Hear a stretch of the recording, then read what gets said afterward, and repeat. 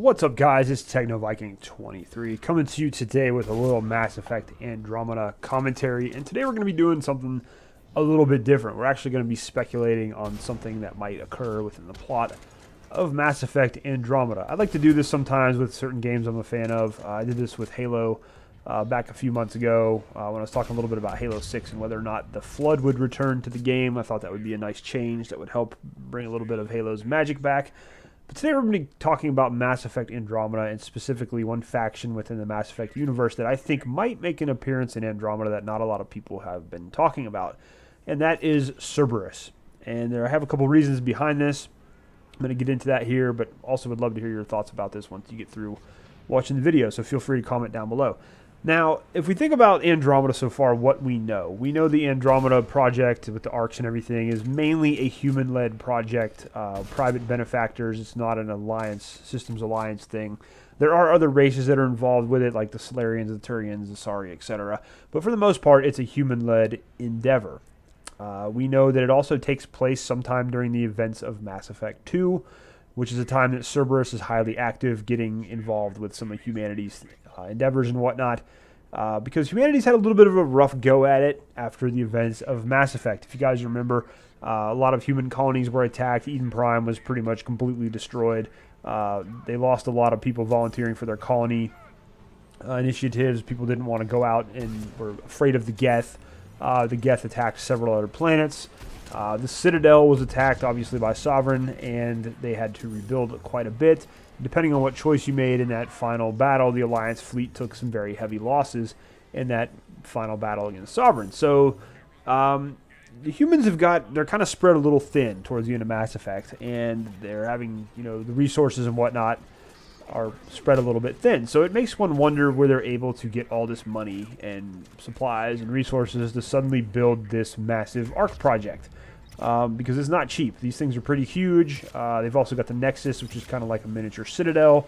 There's a lot of things they would need to acquire the hardware and the money to finance such an operation, especially since it's being, benefiting from private benefactors. So I got to thinking about this, and I was thinking about a Mass Effect 2 and the Elusive Man in general, who's one of my favorite villains in gaming. I love the Elusive Man. Of course, he's got a great voice actor. He's also a great character, just the way he gets corrupted by the power and the evil, but at the same time, he wants to think that he is doing what's best for humanity and wants to see the human race succeed and get higher up in the galaxy. He's very conflicted, and he's a very good, very well done, developed villain in the series, even up until the end of Mass Effect 3. But you have to wonder, the Elusive Man has his thumb on the pulse of just about everything that's going on in the galaxy. And if he doesn't, he usually has ways of acquiring information, mainly probably through like someone like the Shadow Broker. But you would think he would be aware of the Andromeda Project. Obviously, he probably is aware of the Andromeda Project because it's a massive human undertaking. And most likely, you would think he would have agents within the structure of the Andromeda Project. He's probably got some people that are even going to be going on the mission.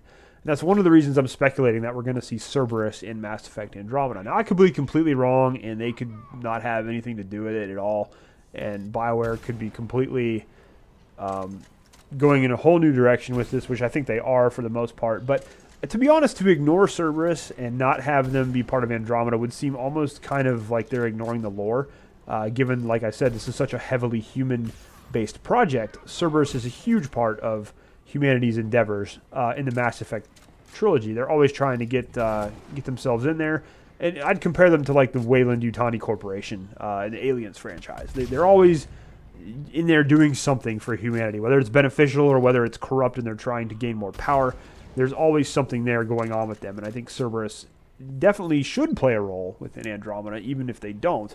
But I'm just speculating here that you're going to see them pop up at some point in the Andromeda mission. Maybe one of them is a crew member. But there's going to be a Cerberus plot. There almost has to be. I don't know if any of you guys ever played City of Heroes, the MMO that was out quite a while ago. But anybody that played that game, there's always a joke about it's a Nemesis plot. Well, I kind of do the same thing with Mass Effect. It's a Cerberus plot. There's got to be a Cerberus plot in there somewhere. And I think we're going to see something in Andromeda. It would be almost foolish for Bioware to ignore the possible connection there. like I said. But the Elusive Man would definitely be aware of the Andromeda project. It's very hard to keep anything a secret from him. And despite the fact that he is kind of, you know, backing Shepard at that point in Mass Effect 2, because this all takes place, the arcs leave sometime around the middle of Mass Effect 2. Of course, he's got all kinds of things going on, but Cerberus just has money and resources and so much power. I mean, they're able to rebuild the Normandy like super fast and more advanced than the one that the Alliance and the Turians were able to make, which just shows you the amount of power and influence and resources they're able to get and that they have at their disposal. So I definitely think we're going to see some Cerberus involvement. It would almost, you know, it makes sense to me. It may not make sense to anyone else, but I think it has to be in there. So, you know, what do you guys think? Do you think that's a possibility for Andromeda? Would you welcome that kind of possibility, or would you be against it? Myself personally, I would love to see them have little tie-ins to some of the stuff we did in the Mass Effect trilogy. So if having Cerberus there is something like that, having cameos, even if they're like vid recordings from other characters that were in the Mass Effect series, would be really cool. Like maybe there's an Asari on your team who came from the Milky Way and she was friends with Liara, and Liara gives like her little scientific presentation on a holovid or something to her. I think they just need to have some hallmarks and some callbacks to the original games. I don't like the fact that they... I was a huge fan of the arc theory that originally came out, where this was a whole contingency plan for the Reapers, which it could still turn out to be, given that Ryder is an N7, and obviously they're aware of what happened with Shepard at the end of Mass Effect and that Sovereign was a Reaper. Even though most of the galaxy is trying to cover that up and say it was a Geth attack, there are people within the organization, I'm sure, and within the ARC project that know the Reapers are out there, but who knows. I think overall they're trying to get away from that. But I really was kind of disappointed when I found out the overall arc theory was not what was going to really happen in the game. But I think they need to have some way to kind of connect the lore between the two. And having Cerberus involved somehow would be one way they can do that. I just think it would be a real shame and kind of a slap in the face to a lot of their loyal players if they don't have anything like that in the game. So, like I said, guys, let me know what you think down below. Do you think this is a viable theory or speculation, or do you think I'm out of my mind and crazy thinking that something like this would take place in the game?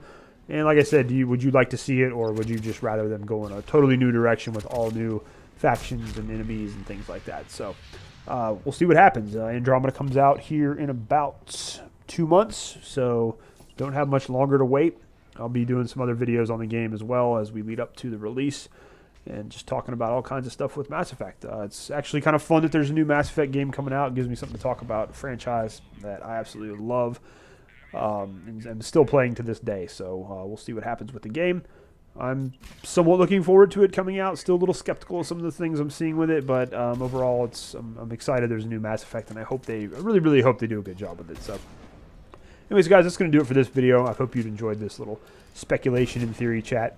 As always, like I said, love to see your comments down below. Hope you guys are having a great day. Thanks as always for watching, and I'll see you again next time.